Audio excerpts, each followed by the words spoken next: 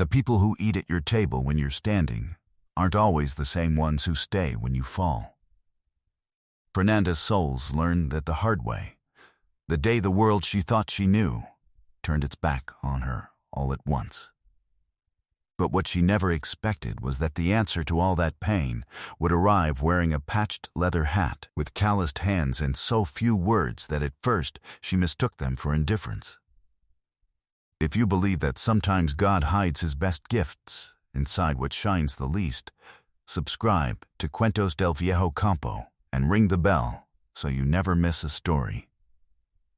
Don Crisanto's inn sat at the end of a dirt road in a small town in Jalisco, where the agave plants grew along both sides of the path like old sentinels. It was the kind of place where people ended up when they had nowhere else to go. And that was how Fernanda arrived, with 2 children asleep over a burlap sack, her cotton dress still dusty from the road, without money and without a name anyone recognized. What the people of that town didn't know was that at the small table in the inn's corridor, every single morning, sat a man everyone called El Gallo, the rooster. He paid for his room with quiet work, fixing whatever was broken, hauling firewood, tending to the animals. He never raised his voice, and he wore a leather hat so patched it looked like it had survived 20 rainy seasons. The townspeople said he was a ranch hand without a ranch, a drifter going from place to place looking for day work. Fernanda believed it too, because that was what everyone believed. She would understand all of this much later. 3 days before reaching that town, Fernanda had been turned out of the house where she had lived for 17 years. Her sister-in-law Consuelo, the wife of her late husband's eldest brother, had waited exactly 40 days after the burial before showing up at the door with a notary. It was a Thursday morning, the white sun still warm, and Fernanda's 2 children were playing in the yard when they heard footsteps at the gate. Consuelo walked in without asking permission, the way someone walks into their own pantry to take stock. She carried a folded paper in her hand, and the notary behind her, silent as a dead tree in the rain. She said to Fernanda, without removing her gloves, "The house belonged to my brother. And what was my brother's is mine now. You have until Saturday to take your things." Fernanda's older daughter, 12 years old and named Lupe, heard this from the corridor. She went stiff as a fence post. The notary looked at the ground. Fernanda did not cry. She packed into a burlap sack 2 changes of clothes for her children, the patched blanket she had covered them with since they were small, and a little wooden box where she kept her husband's photograph and the 3 papers that mattered to her. Consuelo watched her walk out with all of that and said to her companion, without lowering her voice, "A woman alone with 2 children can't manage anything. She'd better find someone to take care of her." No one from the neighborhood came to the door. They were all watching from behind their windows, but no one came out. Fernanda walked without looking back. She would understand that later too, that the moment you stop turning around to look at the person hurting you is the moment you begin to belong to yourself. The journey to the mountain town took nearly 2 days by cart, then on foot through a stretch of brush. The children asked where they were going, and Fernanda told them they were visiting a kind woman who had room for them. It was a lie, but it was the lie that fit the moment. They arrived at the inn just as the sun was setting behind the ridge, and Doa Remedios, the owner, watched them come from the corridor with narrowed eyes. "Are you alone?" she asked. "Yes, ma'am. Do you have money for the room?" Fernanda hesitated. She pulled from her apron pocket 4 coins that were nearly all she had left. Doa Remedios looked at them, snorted, and told her the small room at the back was available and she could use it in exchange for helping in the kitchen starting Monday. Fernanda said yes before the sentence was finished. That night the 3 of them slept on the sleeping mat in the back room with the patched blanket over them, even though it wasn't very cold. What she didn't know yet was that in the room next door slept the man with the patched hat, and that this man had watched her arrive from the shadow of the eave, and that there was something in the way she carried her children, without letting her shoulders drop, though the exhaustion showed plainly on her face, that it stayed with him. The next day, Fernanda was up before dawn to help in the kitchen. She lit the wood-burning stove, heated the water for coffee, kneaded the tortillas Doa Remedios pointed her toward. The inn smelled of firewood and coffee and fried eggs, and for a moment, working alone in that kitchen that wasn't hers, she felt something close to being in her right mind. That was when El Gallo walked in. He didn't say good morning. He sat down at the small table in the corridor, the same as every day, and waited for his coffee with the patience of a man who has no hurry because he has nowhere to arrive. Fernanda served him without speaking. He didn't speak either. But when she came back for the empty clay cup, he said, without lifting his eyes from the courtyard, "Good hands for tortillas. Not everyone gets that golden edge on the rim." Fernanda didn't know what to say. She went back inside. That was how the first days passed.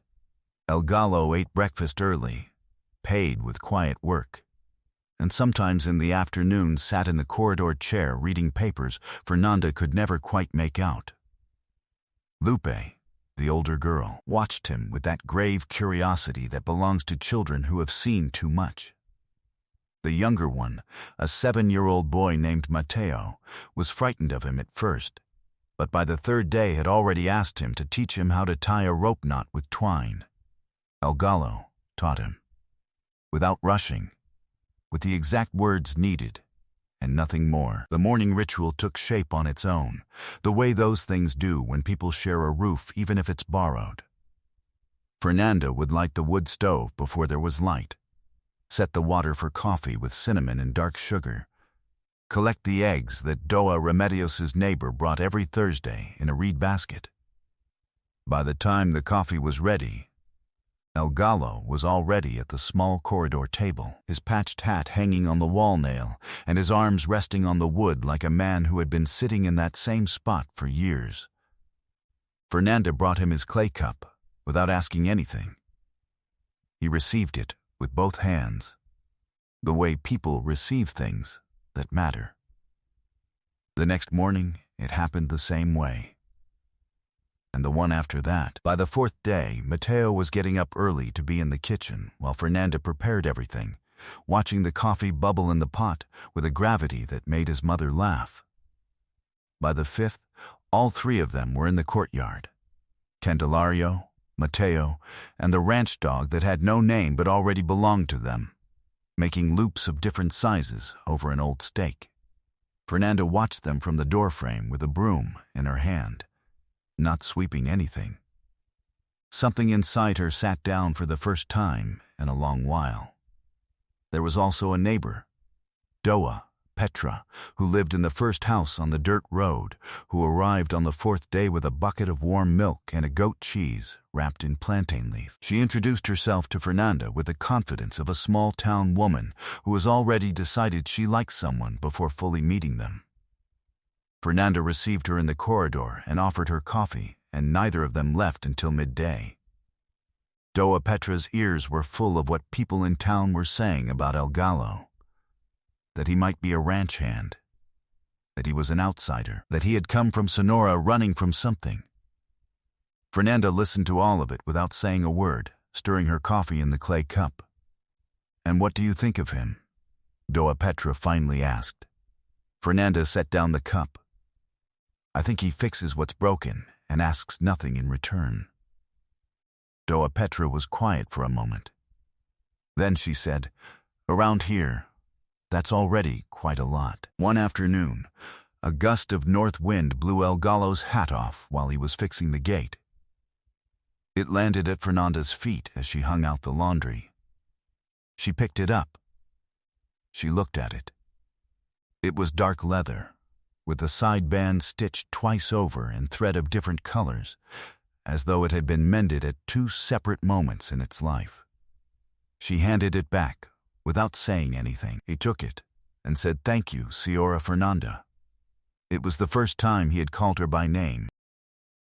She hadn't told him what her name was, which meant someone had told him, or he had asked.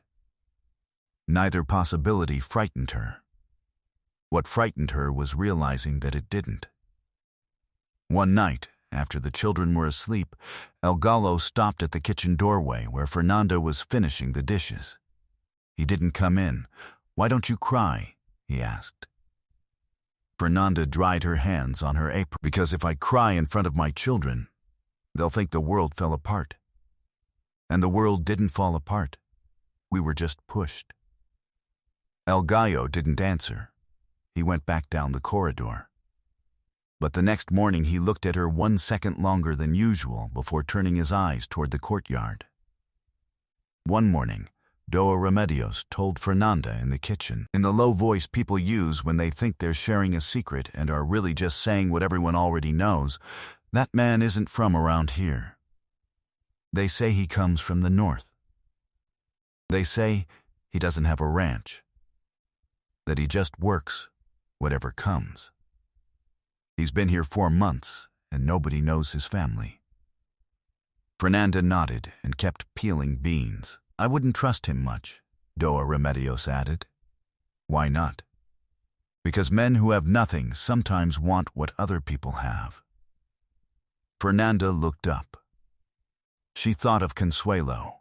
She thought of the notary. She thought that there were many kinds of men in the world who want what belongs to others, and that not all of them wore patched hats. 3 days after that, El Gallo asked her one afternoon, while the children were playing in the courtyard with the inn's ranch dog, "How long do you plan on staying around here?" Fernanda took a moment to answer, "Until I find steady work and a place to live." "Do you have a trade?" "Cook, embroiderer, whatever there is." El Gallo nodded. He was quiet for a moment. Then he said, "I know of a place that needs someone who knows cooking and keeping. An old property, about 2 hours from here up in the mountains. It's in good condition, but there's no one living there. It has a large kitchen and rooms in the back. If you're interested, we could go look at it tomorrow." Fernanda studied him. There was no reading what lay behind that calm face. What she did know was that she had no more options than what fit in a burlap sack and a patched blanket. "Who does that property belong to?" she asked. El Gallo touched the brim of his patched hat with 2 fingers. "To someone who hasn't been to see it in a long time," he said. And he said no more. The next morning all 5 of them set out. El Gallo, Fernanda, Lupe, Mateo, and the dog no one had said could come, but who came anyway, up the mountain path that wound between cedar trees and whitehorn scrub. The air smelled of wet earth and mesquite smoke from some faraway fire. Fernanda carried Mateo in the early stretches, until the boy decided he preferred to walk on his own, even if his sandals were heavy on his feet. What Fernanda didn't yet know was that in the inside pocket of El Gallo's jacket there was an iron key on a leather cord. And that key unlocked something that was going to change everything she believed was possible for her life. They reached the property when the sun was already high. The mountain road ran between old oak trees and stone walls someone had built in another century. Fernanda walked in silence, holding Mateo's hand, with the dog up ahead as though the animal knew the way. There was no wooden gate at the end of the path. There was a carved stone archway, the kind they no longer build. In the arch, someone had chiseled a date, 1889. Candelario took the iron key from the leather cord, and the gate swung inward with the sound that doors make when they have been waiting a long time for someone. And beyond that gate, what Fernanda saw stopped her cold. It was not a property. It was a hacienda, a great estate house with walls of adobe and pink stone, with an inner courtyard where an old orange tree grew that must have been 50 years old at least, with a stone cistern and an arched corridor that ran all the way around. The rooms were large and smelled of dust and time, but the ceiling beams were sound, the walls without cracks, the red clay floors firm and solid as the day they were laid. In the kitchen there was an iron griddle hung on a wall hook and a wood-burning stove that seemed to have been waiting for someone who knew how to light it. Along the arched corridor, vines grew that no one had pruned in years, and through the leaves the mountain light came in filtered and golden as honey. Lupe's mouth fell open. Mateo let go of his mother's hand and ran into the courtyard with the dog, shouting something Fernanda couldn't catch but that sounded like pure joy. Fernanda stood still in the middle of the corridor and looked at El Gallo. He had the patched hat in his hand. "And the owner?" she said. "I'm looking at her," he said. The silence turned heavy. Fernanda shook her head. "That can't be." El Gallo reached into his inside jacket pocket and pulled out a small dark leather case with corners worn soft from travel. Inside the case was an envelope, and inside the envelope were two carefully folded documents. But in the case there was also something else. A small brass key tied to a yellow ribbon that had once been bright. It was not the first time Fernanda had watched a man pull out papers. The last time, it had been the notary behind Consuelo, and those papers had taken the little she had. She felt a cold climb her spine before Candelario placed the documents in her hands. But these papers took nothing from her. These papers held the name of a woman Fernanda had known as a girl, Doa Michaela Soles, her great-aunt, who had died 3 years before Fernanda reached that town. Doa Michaela had left it written, before a notary, with signature and seal and 2 witnesses whose full names were printed in the lower corner, that the Hacienda de San Cipriano, in the municipality of Teocaltiche, state of Jalisco, belonged by direct and indivisible inheritance to the only niece who carried her surname, Fernanda Soles, and beside that notarized testament was a handwritten letter, in the tight script of an older woman who had clearly written in a hurry. Dated 4 years earlier. In it, Doa Michaela explained to whoever found the hacienda that her health had not allowed her time to search for Fernanda herself, but that she had entrusted the task to a man of complete confidence, to find her wherever she was and deliver the documents in person, without the involvement of any lawyer who might bend in the wrong direction. The man of her confidence was Candelario Ross, the one everyone called El Gallo, the one with the patched hat. Inside the leather case, alongside the documents, there was also a note in Doa Michaela's own hand. "Candelario, if you find her, get to know her first. Let the inheritance reach good hands, or not at all." Fernanda read the documents twice. She folded her aunt's letter with a care she hadn't known she had for such things. She looked at the brass key with the yellow ribbon. Then she looked at Candelario. "Why didn't you tell me from the beginning?" she asked, with the steady voice she used when she needed it not to waver. Candelario put his hat back on. "Because I wanted to know first whether you were the kind of person who deserves a hacienda. There are inheritances that reach the wrong hands and are gone in a year. And am I that kind of person?" He looked toward the courtyard, where Mateo was shouting with delight as he chased the dog under the old orange tree, and Lupe was counting the arches of the corridor out loud, as though she were about to buy them. "Yes," he said. And he said no more. 3 days later, Father Nicanor arrived, the priest from the nearest town, whom Candelario had sent word to. The father had known Doa Michaela all her life, and knew the history of the hacienda well. He looked at the documents, recognized them without hesitation, and told Fernanda that everything was in order, and that the hacienda was hers by law and by the will of God, God willing. And it was Father Nicanor who, over coffee in the arched corridor, let something else slip without meaning to. Did you know that Don Candelario has 3 other properties in the north? Fernanda looked at him. I didn't know that. Well, he does. A landowner from Sonora. Old family. What I can't figure out, the father said with a slow smile, is why he goes around with that ugly hat.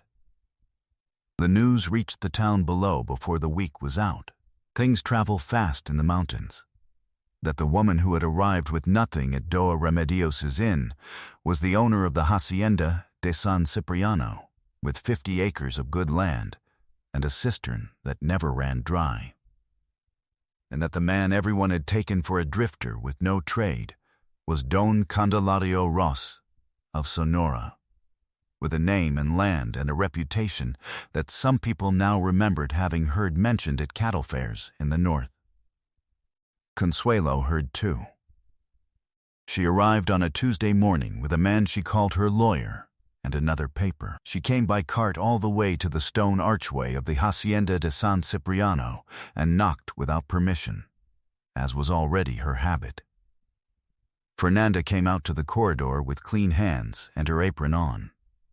Behind her, without having been called, came Candelario, and behind Candelario, also without having been called, came Doa Petra, the neighboring woman who in those weeks had become the best friend of the children and of Fernanda, and who knew half the county. Consuelo spoke about the paper she had brought. She said there were irregularities in the testament. She said the surname needed to be verified. She said a woman alone could not manage a property of that size. Candelario did not raise his voice. He said only, "The notary who signed that testament is Don Aurelio Bernal of Guadalajara. I have already consulted him myself, and the documents are in order. The hacienda belongs to Señora Fernanda Soles by law. If you have a challenge to file it with the municipal judge. We are done here." And he held Consuelo's gaze without blinking. Consuelo opened her mouth. She closed it. The lawyer she had brought looked at the ground, just as the notary had 40 days before. Fernanda spoke then, with a steady voice and without raising her hand. "I don't want to fight, Consuelo. I never did. But this is my home, and my children's. And whoever comes through that gate without permission comes to the wrong place." There were no blows, no shouting. Consuelo turned around, climbed into the cart, and left without another word. Doa Petra watched her go from the corridor and said quietly, with the calm of someone who already knows how every story ends, "People will speak badly of you for a while, Señora Fernanda. But in these mountains, people also know when someone has earned what they have." It was Doa Petra who repeated what she had seen around town. And the town came to understand on its own, without anyone having to explain it. That spring, the Hacienda de San Cipriano filled again with the smell of fresh baked bread and coffee on the stove. Fernanda lifted the iron griddle from where it had lain for years and put it where it belonged. She planted wild greens in the garden plot and beans along the fence line. And the children, who had already memorized every corridor and every arch in the courtyard, helped her carry water from the cistern with an old bucket they found in the shed.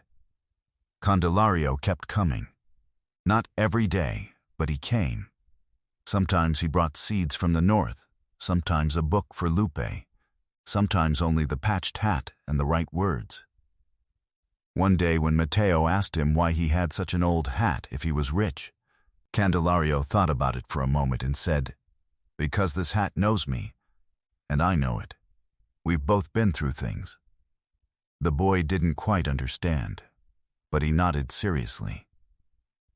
One afternoon, Fernanda and Candelario sat in the arched corridor while the old orange tree let fall its last blossoms of the season.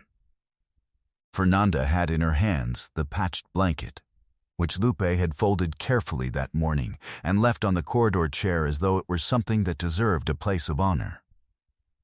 "Why did you do it?" Fernanda asked him. Not about the hacienda this time. About all of it. Candelario took a moment. He looked at the orange tree. Because Doa Michaela told me that her niece was the kind of woman who doesn't bend even when she's bent. She was right. The silence that followed was not uncomfortable. It was the kind of silence that fits between two people when there is nothing left to prove. Sometimes life hides its gift inside what shines the least. Sometimes the man with the patched hat is the one who has the most, not in land or coin, but in the kind of word that gets kept even when no one is listening. And sometimes the woman who arrives with nothing is carrying everything she needs inside her, and all she needs is a place to put it down. Have you ever judged someone by their appearance, only to discover that you were the one who wasn't seeing clearly? If this story touched something in your heart, leave your comment below. Tell me what part of Mexico you're from, or wherever you're watching from. Give this story a like, subscribe to the Cuentos del Viejo Campo channel, and ring the bell so you don't miss a single one. Share this story with someone who needs to remember that sometimes the best things arrive when you've already stopped expecting them. Until the next story. That night, when Fernanda put out the lamp and went to tuck in her children, she found something at the door of her room that hadn't been there before. The patched hat, hanging on the nail under the eave, like someone saying without saying that he intends to come back. And from inside, where no one could hear him, Candelario said, "Welcome home, Señora Fernanda."